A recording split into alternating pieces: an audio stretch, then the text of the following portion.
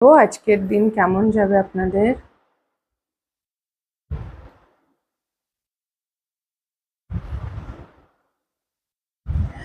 Attacking others is an attack on myself.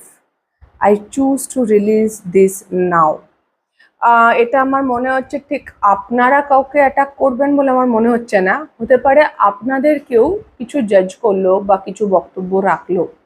তো মনে রাখবেন যে আপনাকে জাজ করছে কোনো বিষয়ে, সে নিজেকে আরো বেশি কঠোরভাবে জাজ করে। এটা এটা মানুষের স্বভাবের ধর্ম, আপনিও তাই করেন।